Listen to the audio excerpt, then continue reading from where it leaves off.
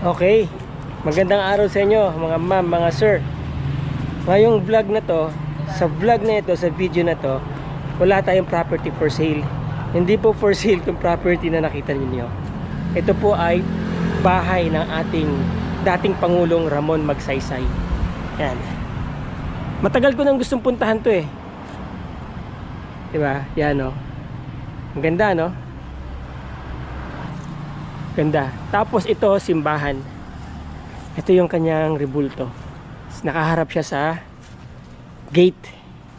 Diba? Parang sabi niya, hali kayo, tuloy po kayo. No? Ayan, no? Tuloy po kayo. Isa yan sa pinakadakilang presidente natin na naging presidente ng Pilipinas. Okay. Pasok tayo sa loob.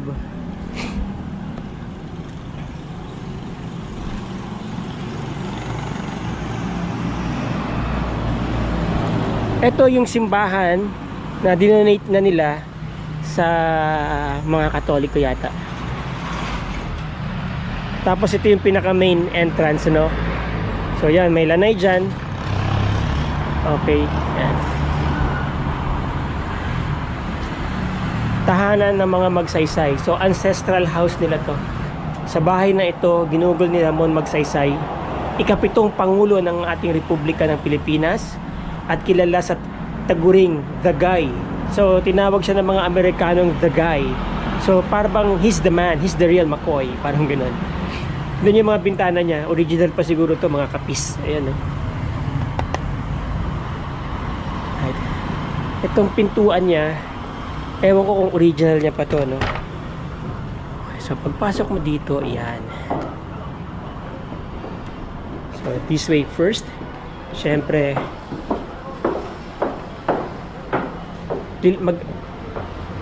mag-aano muna tayo, sa sign in.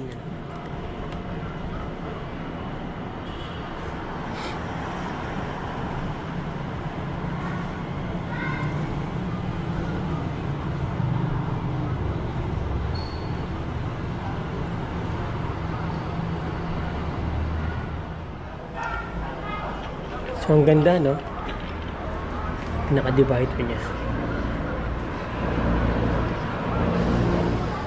Museo ni Ramon Magsaysay. Tapos ito yung silhouette ng bahay, oh. Yan.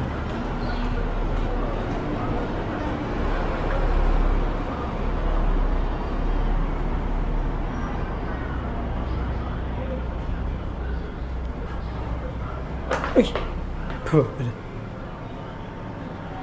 National Historical Commission of the Philippines. Actually, wala silang sinisingil na fee, ano? Libre, basta magbibigay ka lang ng donation.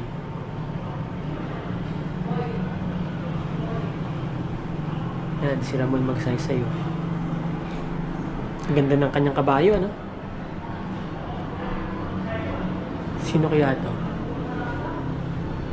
Katabi niya.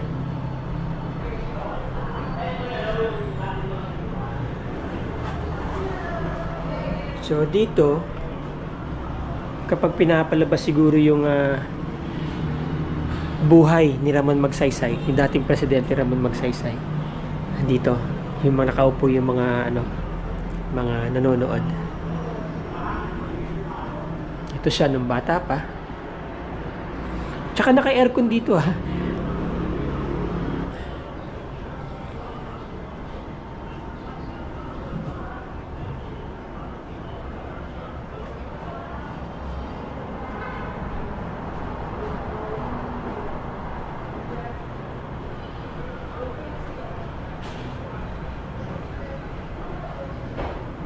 Ezekiel Magsaysay.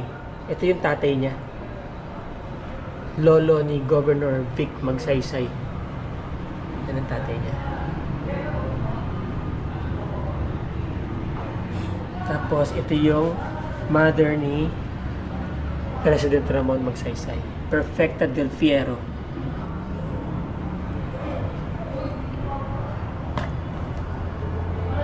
Ramon kasama ang kanyang dalawang kababata.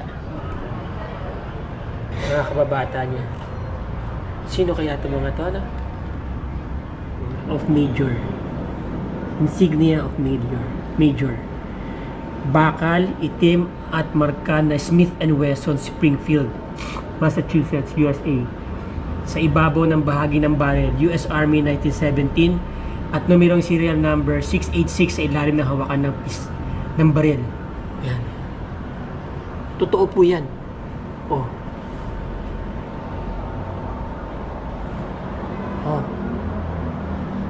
Pumuputok pa kaya to? Siguro. Ayan ang baril niya. President Ramon Magsaysay. Ilang hapon kaya ang tinamaan nito? Meron kaya?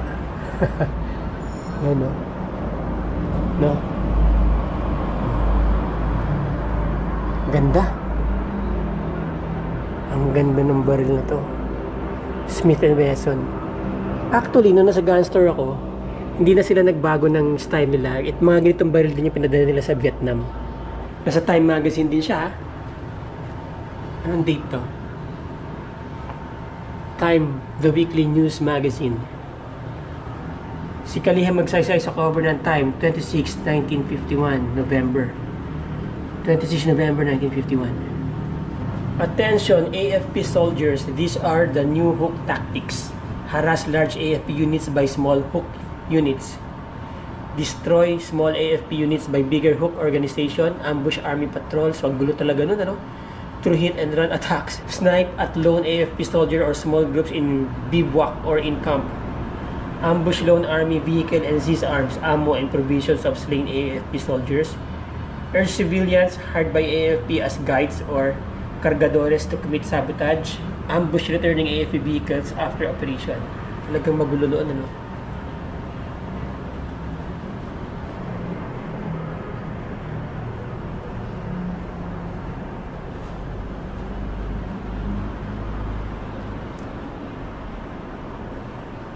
Original na lamesa, huwag hawakan. Do not touch. Lamesa pang opisina, gawa sa Nara.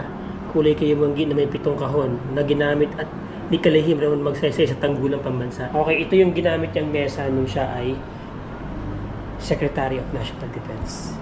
Yan. Maraming pinag-usapan dyan. Marami siyang kinausap na matataas na tao dyan sa mesa na yan. Tapos ito, kanya-kanya mga medalya. Yan. Medalya ng kagalingan. Medalya. Bronze Star Medal, Estados Unidos.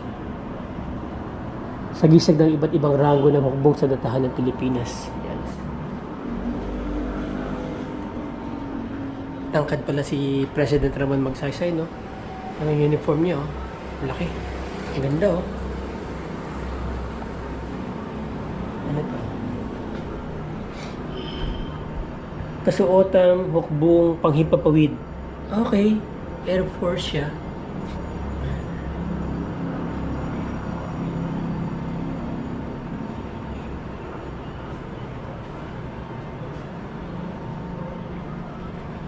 Yan.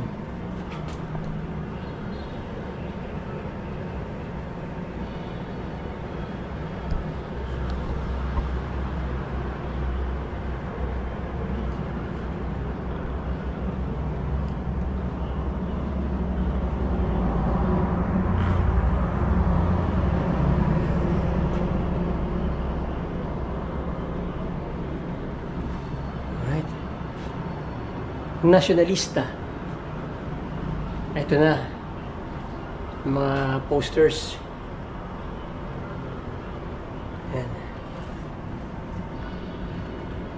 Continue the crusade for honest governance. President Magsaysay Re-Election Organization National Headquarters. Alright. Uso na rin pala talaga yung mga ganyan noon, ano? Lumang radio. Di ba? Tropicalized. Ayan, mga radyo noon. Aspili ng kampanyang pang-eleksyon.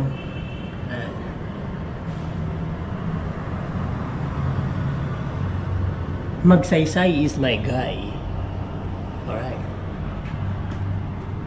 Magsaysay Mambo. Ilocano.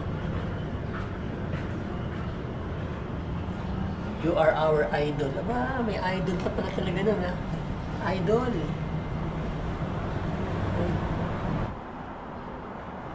Ito yung mga damit na ginamit niya.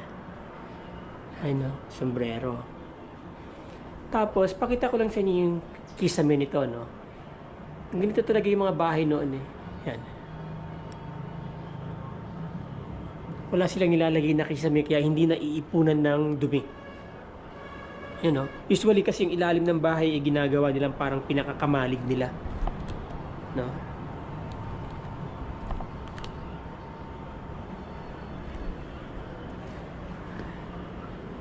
₱1. Ayan, parang dollar pala yung ₱1 noon eh. Oh. No? Makang dolyar ang itsura, oh. ₱20. ₱5. Perang papel, piso sa panunungkulan ni Pangulong Ramon Magsaysay.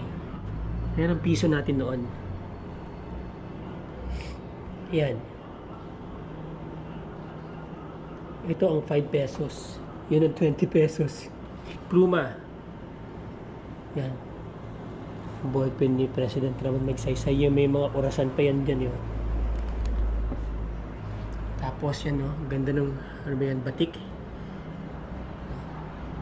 Ito palagay ko gawa to sa, kung di sa pinya, sa abaka. Tapos yung kanyang boots, galing, no?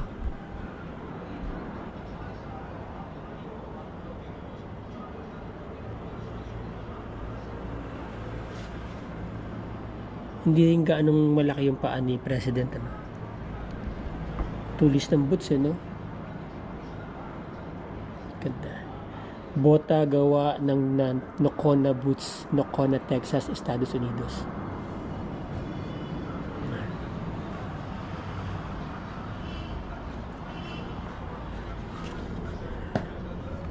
Yan, mga medal na in-award sa kanya.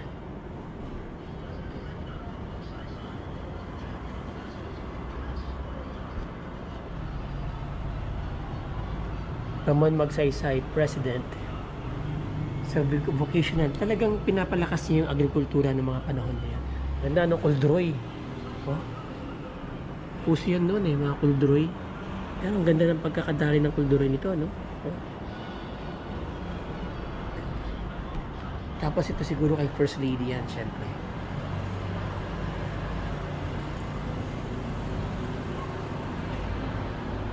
Slim, ah.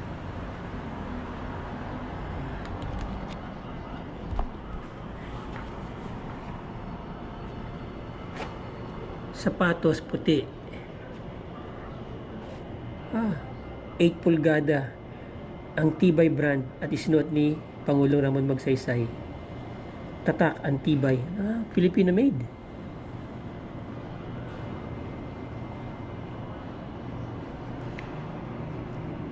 Okay. Polo ni Magsaysay. Ganda rin, ano? Oh.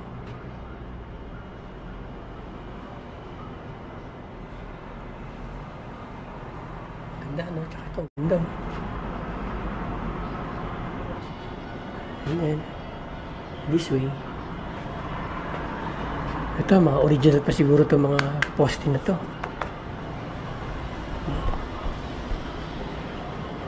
So, hindi lang ako sure kung ano pa yung mga original na iwan dito, no? But, you know, yung itong hagdan nila, sabi nga, ni-restore.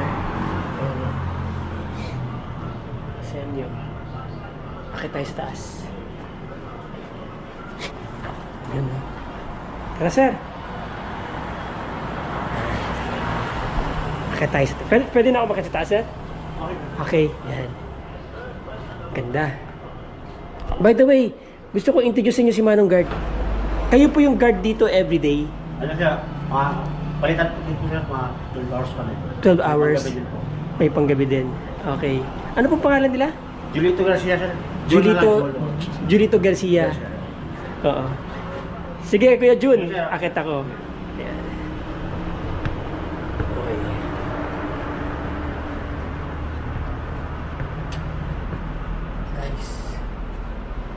Yun, oh. Sige po. Ano po yung rules ng restaurant? Bawal na Bawal lahat. Sige. Okay. TV. Alright, sige.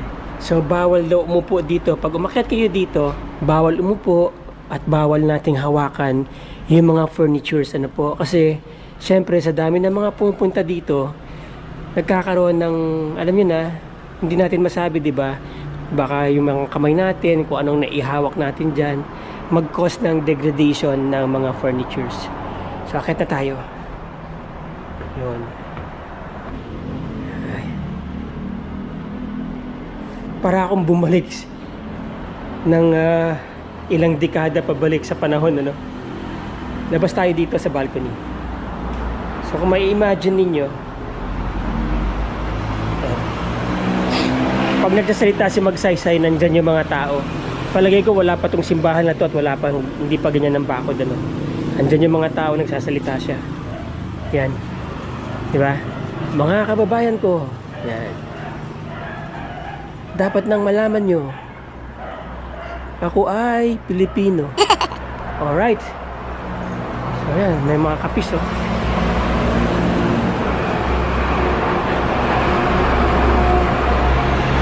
So ito po ay National Highway, no? Papunta sa Manila, papunta sa Iba, Zambales. Nasa Castillejos po tayo. A few meters, palengke na po yan. Nung wala pa tong mga bahay na to, kung makikita ninyo may bundok doon, no? Ang ganda ng view siguro nito, no? Matatanaw niyo yung kabundukan. Tapos wala pa mga bahay dyan, malamang may bundok din doon. So ang ganda ng view dito ng mga unang panahon, no? Yan. Pagpasok mo, ito yung sala. Yan. Pamilya ni Ramon Magsaysay. 2 babae, 1 lalaki. Ito, bawal pong galawin itong mga ito. Bawal hawakan, bawal upuan.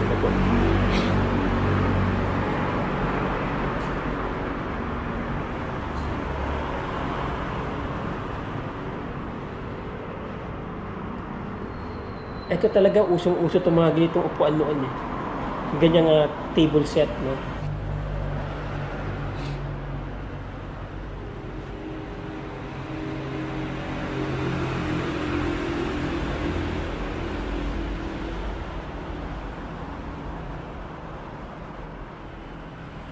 Ito yung pinaka-ano niya. Pampalakas ng sounds, pantimpla, di ba? Equalizer.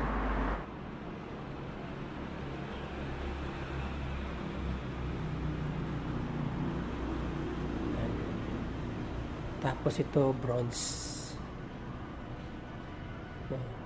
Life size siguro to. Ay, hindi. Plastic. Parang bronze. Life size siguro yan.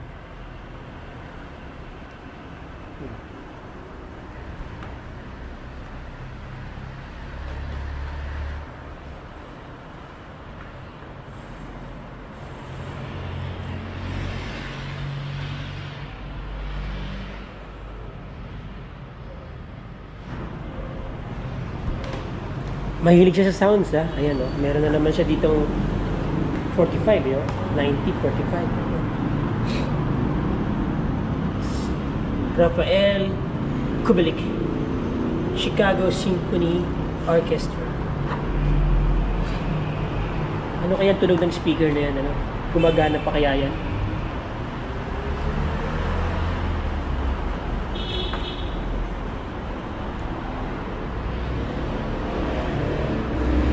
Ito, mga original na mesa. Maliit lang ang mesa nila, ano? Oh. Very typical na Filipino family, di ba? Maliit lang ang mesa, oh. Pati upuan.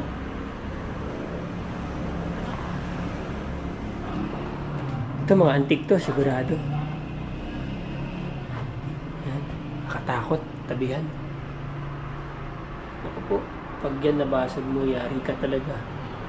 Sikat ka sa buong Zambales. Kaya hindi pwede magsama ng mga batang makukulit dito. Maliwanag, ano? Tignan niyo yung pagkakapis ng bintana. Merong natural light na pumapasok sa kwarto. Oh, di ba?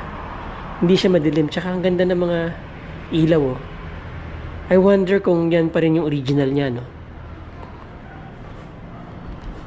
Tapos dito, ano to?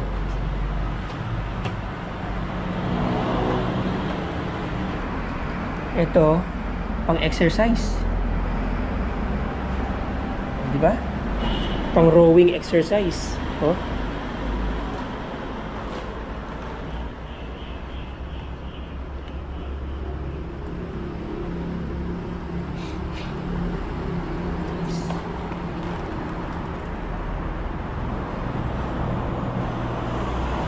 Baston. So, dito yung baston niya nilalagay. Tsaka pag may makulit. Yan. Mga baston ibinigay kay Pangulong Ramon Magsaysay. Yan, no? Ito maganda.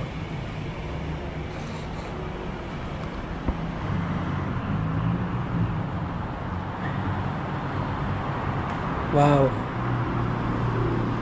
Ito yung kanilang kwarto. So, pinalaki nga silang religyoso. So, remember, may simbahan dun. Kaya yan, may mga santo sila dito. Yan, nauuso na yung mga bilang cabinets nila. No? Vanity mirror yan, di ba? Oh.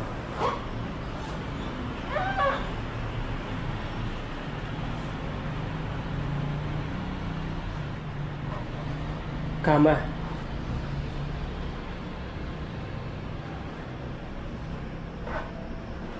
Baul. Diba? Usong-uso talaga yung mga ganyan noong baul, eh, no? Tapos, custom made. Pinaka-attach case niya. Ito siguro mga dala-dala niya noon lagi kapag bumabiyahe siya, no? Bota. Yan, plancha, ho. Yung ganyan ang lolo ko, eh. Dapat pala, pin-reserve nila yan. Okay itong ano niya, ha? Pang ano siguro yan, pang rides ng kabayo. Ganda ng polo, no? Ganda, oh. Buhay na buhay pa yung pagkakapula niyo.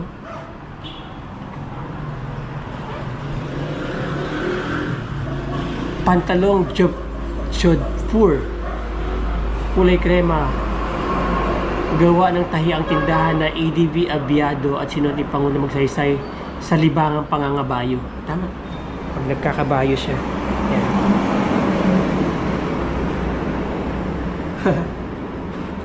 Diba? Taas ng boots, oh. Tapos yan siguro yung ginagamit na plancha kapag magkakabayo na siya. Okay. Meron pang isang parang Juliet balcony dito. O balcony. Yan. So, nakatapat sa National Highway. So, meron siyang dalawang balconies, no? Isa to, tsaka isa doon sa kabila.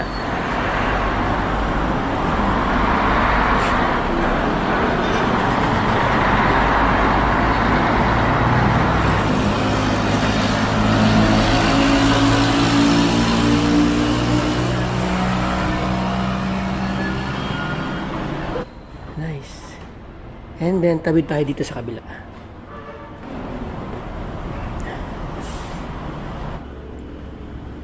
Gallery 3, Kamatayan at Pamana. Death and Legacy. Yun. Ito na yung malungkot na part. Sad part. Ayan na siya. Si Ramon Magsaysay.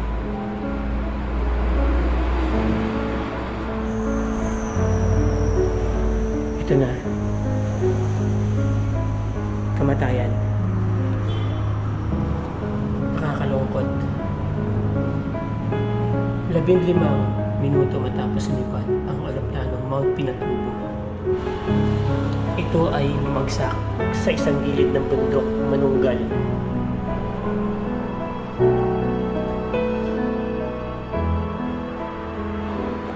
$2,600. Wow, tragedy. Bundok manunggal kung saan bumagsak ang Mount Pinatubo. 17 ng March 1957.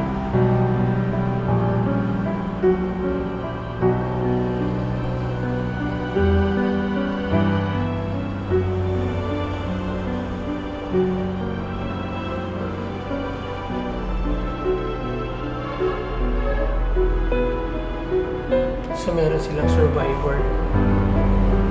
Nestor Mata, isa lang ang nakabalik. Sa 26 pasahero ng eroplano, ang namamahayag na si Nestor Mata, isang reporter, siya lamang ang nakaligtas. Ayon sa kanya, nagkaroon bigla ng isang nakakasilaw at malakas na pagsabog sa eroplano habang nasa himpapawid. Yun nga, may bomba, di ba? Nahati sa dalawang eroplano bago lumagapak habang lumiliyab sa Mount Manungan. Ang labi ni Pangulong Magsaysay na nakilala ng kanyang kapatid na si Jesus sa pamamagitan ng kanyang relo.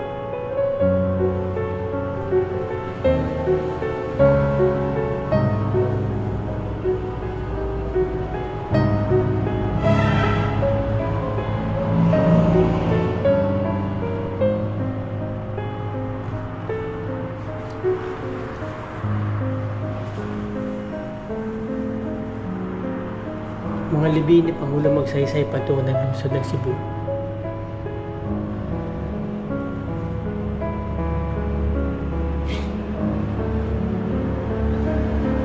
Ito na, pagdating sa Maynila ng eroplano.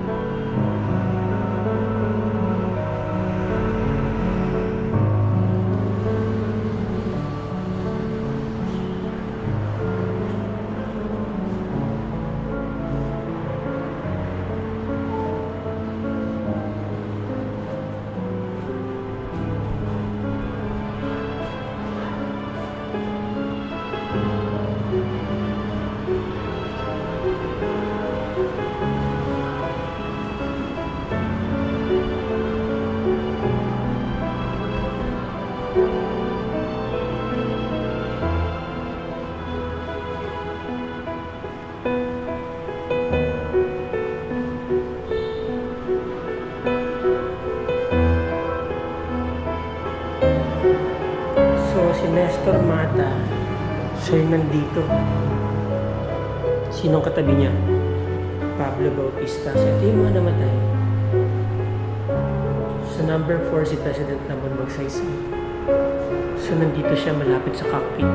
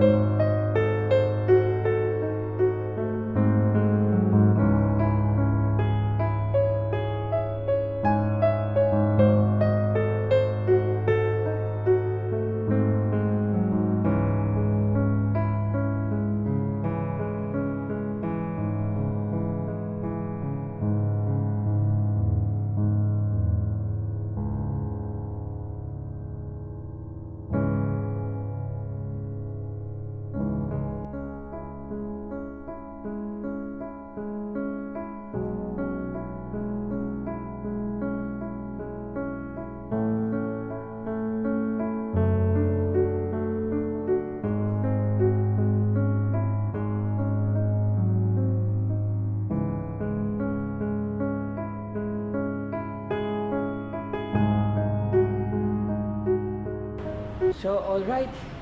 There you go, mga ma'am, mga sir, mga kabutsawals. I hope nag-enjoy kayo sa video na to. Ganito po yung mga itsura ng mga bahay noon, ano. Kita niyo yung bahay ni Ramon Magsaysay. Napakasimple lang. Isang bahay ng isang typical na Pilipino dahil 5 lang naman sila sa isang pamilya, di ba? Ganda. Maraming salamat po sa inyong panonood, mga ma'am, mga sir, mga kabutsawals. Till the next video, ciao!